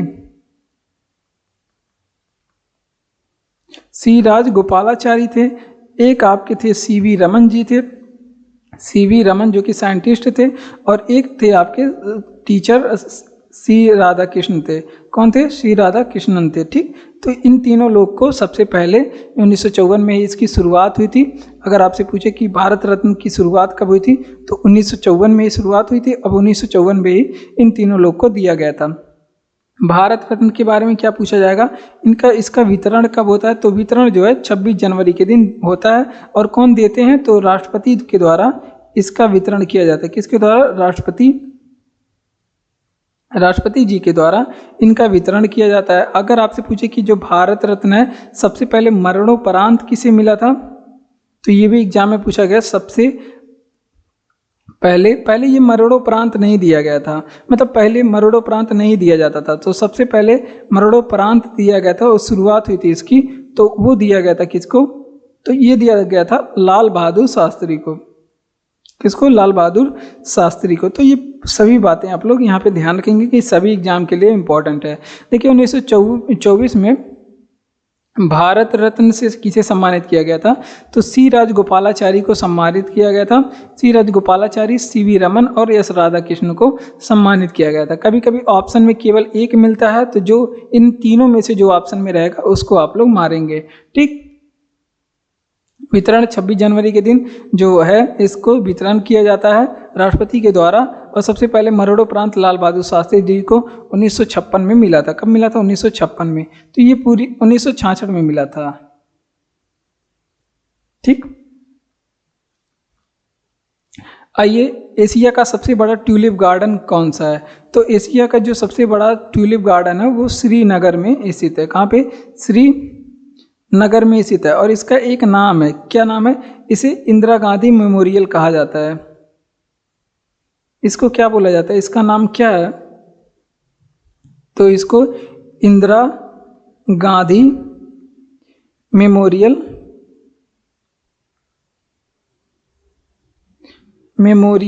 ट्यूलिप गार्डन बोला जाता है। Indira Gandhi memorial tulip garden इसे बोला जाता है। आइए श्रीनगर के बारे में कुछ देख लेते हैं। तो देखिए यहाँ पे एक दर्रा है। जम्मू कश्मीर में चलेंगे तो यहाँ पे आपको एक जोजिला दर्रा मिलेगा। कौन सा दर्रा? जोजिला दर्रा मिलेगा। जोजिला दर्रा क्या करता है? ये श्रीनगर से जोड़ता है। किसको? श्रीनगर से लेह को जोड़ता है। किसको जोड़ता है? श्रीनगर से आपको अगर लेह जाना हो तो वहाँ का ये रास्ता देता है। अगर यहीं पे आपसे पूछे कि श्रीनगर की स्थापना किसने की थी? श्रीनगर की अगर आपसे पूछे कि स्थापना किसने किया था, तो श्रीनगर का स्थापना अशोक ने किया था। किसने किया था? अशोक ने श्रीनगर की स्थापना किया था। ये भी बातें आप लोग ध्यान रखेंगे। अगर आपसे पूछे कि श्रीनगर ये किस नदी के किनारे स्थित है, श्रीनगर किस नदी के किनारे स्थित है, तो वो नदी है आपकी झेलम नदी के किनारे। किस नदी के किनारे? झेलम नदी के किनारे स्थित है। ठीक, अब एक राइटर हुए थे जिनका नाम है कल्हड़, उन्होंने एक रचना लिखी थी जिसका नाम है रजत तरंगिणी। क्या नाम है? रचना का नाम है रजत रंगिणी हम बोलते हैं इसको, और ये आपके कल्हड़ की रचना है। कल्हड़ की रचना है और इसमें कश्मीर का इतिहास दिया गया है। क्या है इसमें? कश्मीर का इतिहास। ये भी बातें आप लोग ध्यान रखेंगे। चलिए इसका रिवीजन कर लेते हैं। देखिए, एशिया का सबसे बड़ा ट्यूलिप गार्डन कहाँ पे स्थित है? वो श्रीनगर में स्थित है। कहाँ पे? श्रीनगर में। Indira Gandhi memorial tulip garden इसका नाम है। जो अब वहाँ पे उसकी बात कुछ करेंगे। श्रीनगर में चलते हैं। श्रीनगर से ले जाने का रास्ता ये जोजिला दर्रा देता है। श्रीनगर की स्थापना अशोक ने किया था। किस नदी के किनारे बसा हुआ? ये भी एग्जाम में पूछा जाता है। झेलम नदी के किनारे। और रजत रंगिणी जो कि कल्हड़ की रचना है, इसमें कश्मीर के इतिहास के बारे में बताया गया है। अगला प्रश्न कि भारत ने अपना मंगल मिशन किस रॉकेट से लॉन्च किया था? तो ये भी देखिए साइंस एंड टेक्नोलॉजी से प्रश्न आ चुका है। देखिए, भारत ने अपना पहला जो रॉकेट है मंगलयान, ये PSLV C-25 से लॉन्च किया था। किससे लॉन्च किया था? PSLV C-25 इस रॉकेट का नाम था, इससे लॉन्च किया था। अब किस स्पेस एजेंसी ने लॉन्च किया था, ये भी आप लोग बताएंगे। इस स्पेस एजेंसी का, तो भारत में एक ही स्पेस एजेंसी है जिसका नाम क्या है? इसरो है। ठीक, इसने लॉन्च किया था मंगल मिशन। और इसके अध्यक्ष की बात करें तो इसके अध्यक्ष सोमनाथ। कौन है इसके अध्यक्ष? सोमनाथ है। और अगर आपसे पूछे कि इसका मुख्यालय कहाँ पे स्थित है, मुख्यालय, तो ये इसका मुख्यालय इसरो का बेंगलुरु में स्थित है। कहाँ पे? बेंगलुरु में। अगर आपसे पूछे कि यहीं पे आदित्य 11 मिशन किस उपग्रह से लॉन्च किया गया था? आदित्य 11 जो मिशन है ये सूर्य के लिए लॉन्च किया गया था, और इसको लॉन्च किया गया था PSLV C-57 से। किसे लॉन्च किया गया था? PSLV C-57 से। अगर आपसे पूछे कि यहीं पे चंद्रयान फर्स्ट किस उपग्रह से लॉन्च किया गया था? चंद्रयान फर्स्ट किस उपग्रह से? तो इसको लॉन्च किया गया था PSLV C-11 से लॉन्च किया गया था। और उपग्रहों के बारे में एग्जाम में पूछा जाता है। अगर आपसे पूछे कि वहीं पे चंद्रयान 3 के बारे में, अभी हमने बताया ही, चंद्रयान 3 को किस उपग्रह से लॉन्च किया गया था? तो इसको लॉन्च किया गया था LVM-3 M4 रॉकेट से इसको लॉन्च किया गया था। आइए चलिए इसका रिवीजन करते हैं कि भारत ने अपना पहला मंगल मिशन किस रॉकेट से लॉन्च किया गया था? तो ये लॉन्च किया गया था PSLV C-25 से, और स्पेस एजेंसी का नाम था इसरो। अगर आपसे पूछे अध्यक्ष कौन है इसके, तो सोमनाथ है। मुख्यालय कहाँ पे है? बेंगलुरु में। चंद्रयान 1 लॉन्च किया गया था PSLV C-11 रॉकेट से। आदित्य 11 मिशन जो है सूर्य के लिए था, PSLV C-57 रॉकेट से लॉन्च किया गया था। चंद्रयान 3 जो है LVM-3 M4 रॉकेट से लॉन्च किया गया था। अगला प्रश्न वर्ल्ड जियोग्राफी से है। कह रहा है कि अमेरिका के स्थानीय पवन का क्या नाम है? तो देखिए, विभिन्न देश और उनमें बहने वाले स्थानीय पवनों के बारे में भी पूछा जाता है कि फला जगह के स्थानीय पवन का क्या नाम है। एग्जाम में ये पूछा जाता है, एग्जाम के लिए इंपॉर्टेंट है। तो ऑस्ट्रेलिया में जो बहने वाली है वो हवा को कहते हैं चिनूक कहते हैं, और इनका अन्य नाम भी एक है जिसे क्या बोलते हैं? हिमभच्चक बोलते हैं। क्या बोलते हैं? हिमभच्चक बोलते हैं। ठीक, हिमभच्चक भी बोलते हैं। इसी तरह से अलग अलग महाद्वीप और उनमें चलने वाली हवाओं के बारे में पूछा जाता है। जैसे अगर आपसे पूछे कि एग्जाम में हरमट्टन कहाँ पे चलने वाली हवा है, हरमट्टन जो हवा है, ये हरमट्टन पवन ये कहाँ पे चलता है? तो ये अफ्रीका में चलता है। कहाँ पे? अफ्रीका में चलता है। और हरमट्टन जो पवन है, इसको एग्जाम में पूछा भी जाता है, इसको क्या कहा जाता है? तो इसको डॉक्टर वायु या फिर डॉक्टर पवन बोला जाता है। क्या बोलता है? डॉक्टर वायु या फिर इसे डॉक्टर पवन भी बोला जाता है, क्योंकि ये क्या होती है? गर्म वायु होती है। कैसी वायु होती है? गर्म वायु। तो वहाँ के लिए बहुत ही ज़्यादा लाभदायक होती है। अगर आपसे पूछे कि मिस्ट्रल नामक हवा कहाँ पे चलती है, मिस्ट्रल नामक पवन ये कहाँ पे चलती है, तो ये फ्रांस चलती है। कहाँ पे? फ्रांस में चलती है। और ये कैसी हवा होती है? ये ठंडी हवा होती है। कैसी हवा होती है? ठंडी हवा होती है। तो ये सभी बातें आप लोग ध्यान रखेंगे। आइए चलिए रिवीजन करते हैं कि अमेरिका के स्थानीय पवन को क्या कहते हैं। तो इसे चिनूक कहते हैं। इसका अन्य नाम भी है, इसको हिमबच्चक भी बोलते हैं। वहाँ पे हिम को क्या करता है? ये दूर करने, हिम को हटाने का काम करता है, जो कि वहाँ के लिए आवश्यक होता है। हरमट्टन क्या कहते हैं? अफ्रीका में चलने वाली पवन को कहते हैं। और इसे डॉक्टर वायु भी बोला जाता है, क्योंकि वहाँ के लिए ये गर्म है और वहाँ के लिए बहुत ही ज़्यादा फायदेमंद है। मिस्ट्रल पवन कहाँ पे चलता है? ये फ्रांस में चलता है और ये ठंडी हवा है। ठीक, अगला प्रश्न कि नागार्जुन सागर परियोजना किस नदी पे स्थित है। तो देखिए, अब नदियाँ और उनसे संबंधित बांधों से संबंधित प्रश्न पूछे जाते हैं। नदी, और ये इंडियन ज्योग्राफी का प्रश्न है। अब यहाँ पे किस नदी पे स्थित है? तो ये कृष्णा नदी पे स्थित है। किस नदी पे? कृष्णा नदी पे स्थित है। ठीक, अब कृष्णा नदी के बारे में इम्पोर्टेंट नदी है हमारे लिए एग्जामों के लिए। अब यहाँ पे इसके बारे में सारी बातें पढ़ेंगे। देखिए, इसका उद्गम कहाँ पे होता है? तो महाबलेश्वर से इसका उद्गम होता है। कहाँ से उद्गम होता है? महाबलेश्वर से। अब अगर आपसे पूछे कि महाबलेश्वर कहाँ पे पड़ता है, तो पश्चिमी घाट में पड़ता है। पश्चिमी घाट महाराष्ट्र राज्य में पड़ता है और इसे बोलते हैं महाबलेश्वर। पश्चिमी घाट को सह्याद्री बोलते हैं, अभी हमने बताया। अगर आपसे पूछे कि इसकी लंबाई कितनी है कृष्णा नदी की, तो 1400 किलोमीटर लंबाई है। कितनी लंबाई है? 1400 किलोमीटर। और यहाँ पे कुछ बांध बनाया गया है। जैसे अगर आपसे पूछे कि अलमाटी बांध कहाँ, किस नदी पे बना हुआ है? अलमाटी बांध किस नदी पे बना हुआ है? तो वो कृष्णा नदी पे बना हुआ है। और ये आगे चल के अपना मुहाना कहाँ पे बनाती है?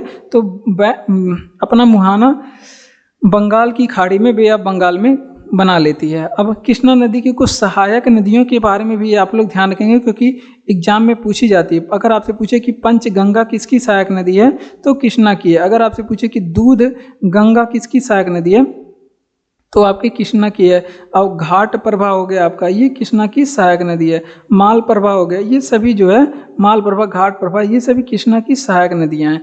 तो ये सभी बातें आप लोग याद रखेंगे। चलिए इसका रिवीजन कर लेते हैं कि नागार्जुन सागर परियोजना किस नदी पे स्थित है। तो ये परियोजना कृष्णा नदी पे स्थित है। उद्गम कहाँ से होता है? महाबलेश्वर से होता है, जो कि पश्चिमी घाट पर्वत में, जिसे सह्याद्री भी बोलते हैं, वहाँ पे है। लंबाई 1400 किलोमीटर है। अलमाटी बांध इसी नदी पे बसा हुआ है और ये अपना मुहाना बंगाल की खाड़ी में बनाता है। और इसकी कुछ नदियां हैं, जैसे पंचगंगा, दूध गंगा और घाट प्रभा, माल प्रभा, इसकी कुछ सहायक नदियां हैं। आइए चलिए बढ़ते हैं अपने अगले प्रश्न की ओर। अगला प्रश्न है पॉलिटी से है, कह रहा है कि संविधान में मूल कर्तव्यों को किस समिति के सिफारिश पे जोड़ा गया। तो इसके लिए किए थे सरदार स्वर्ण सिंह समिति। सरदार स्वर्ण सिंह समिति के सिफारिश पे इसे जोड़ा गया। तो सरदार स्वर्ण सिंह समिति कितने वो मूल कर्तव्यों को जोड़ने की सिफारिश की थी? तो इसकी सिफारिश केवल कितनी थी? केवल 8 मूल कर्तव्यों को। लेकिन जोड़ा कितना गया था इस समिति के सिफारिश पे? जोड़ा कितना गया था? तो इसके सिफारिश पे 10 मूल कर्तव्यों को जोड़ा गया था। और इसके तहत कौन सा संविधान संशोधन हुआ था? तो इसके लिए किया गया था 42वां संविधान संशोधन, जो कि 1976 में, इसे लघु संविधान भी बोला जाता है।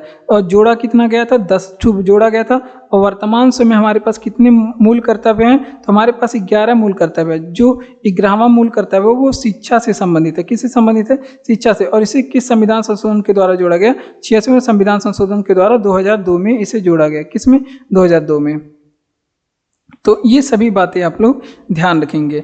और अगर आपसे पूछे कि मूल कर्तव्यों को किस देश से लिया गया है, तो ये रूस से लिया गया है। कहाँ से? रूस से। अगर ऑप्शन में आपको रूस नहीं मिले तो आप लोग को बवाल नहीं खड़ा करना है, तो सोवियत संघ लगा देना। किस भाग में रखा गया? इसको 4 की क में रखा गया है। किस अनुच्छेद में रखा गया है? तो इसे 51, अनुच्छेद नंबर 51 के ए में रखा गया। तो सारी बातें यहाँ से ध्यान रखेंगे। चलिए रिवीजन करते हैं कि संविधान में मूल कर्तव्यों को किस समिति की सिफारिश पे जोड़ा गया।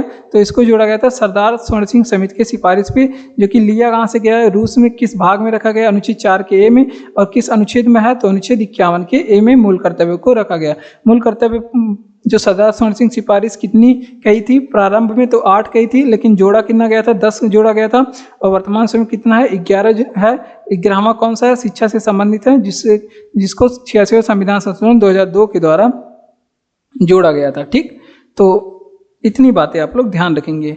इटामकी राष्ट्रीय उद्यान किस राज्य में है? तो ये इटामकी राष्ट्रीय उद्यान नागालैंड में। तो यहाँ पे देखिए प्रश्न जो है आपके सभी लेवल के हैं, लेवल वाले प्रश्न हैं, क्योंकि यहाँ पे बच्चों वाला प्रश्न यहाँ पे ज़्यादा नहीं लिया गया है, लेकिन बताते समय, रिवीजन कराते समय आपको सभी प्रश्नों का रिवीजन कराया गया है। अगर आपसे पूछे कि दुधवा नेशनल पार्क, अभी हमने बताया दुधवा नेशनल पार्क कहाँ पे स्थित है, तो ये आपके उत्तर प्रदेश में स्थित है। कहाँ पे? उत्तर प्रदेश में दुधवा नेशनल पार्क स्थित है। अगर आपसे पूछे कि जिम कॉर्बेट नेशनल पार्क कहाँ पे स्थित है, जिम कॉर्बेट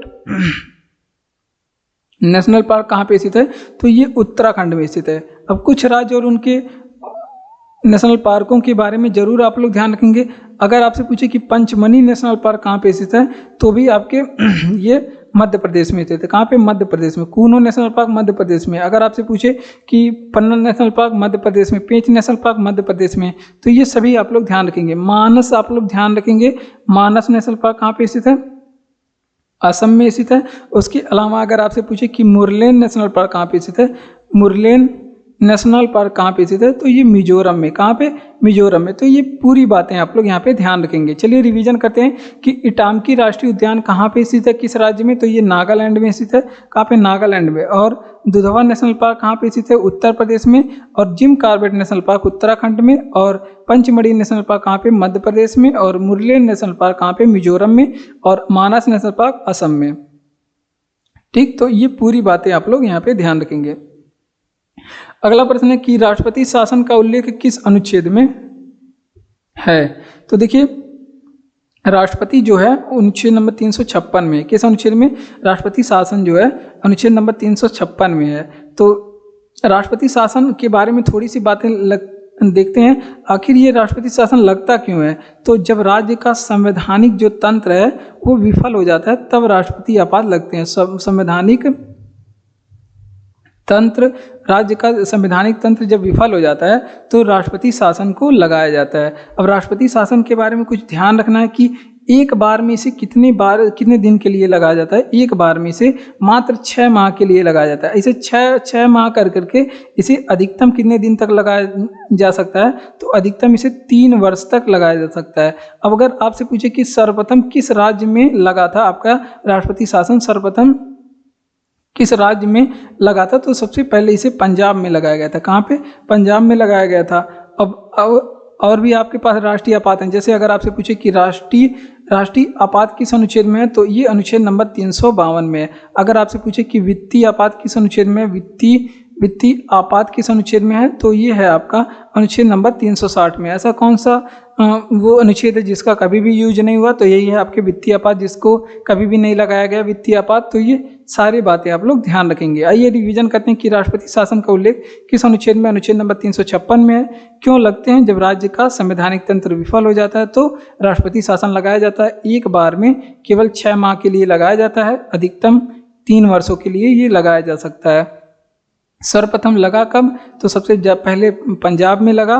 पंजाब में राष्ट्रपति शासन जो है राष्ट्रीय आपात किस अनुच्छेद में? 352 में। उसी तरह वित्तीय आपात 360 में है और राष्ट्रपति शासन 356 में है। ठीक, तो इतनी बातें आप लोग ध्यान रखेंगे। जय हिंद। ये है आज का क्लास जिसे हमने आपको कराया, और आपको अगर अच्छा लगा हो तो क्लास को लाइक करिए, चैनल को सब्सक्राइब करिए, अपने दोस्तों तक भी शेयर करिए, और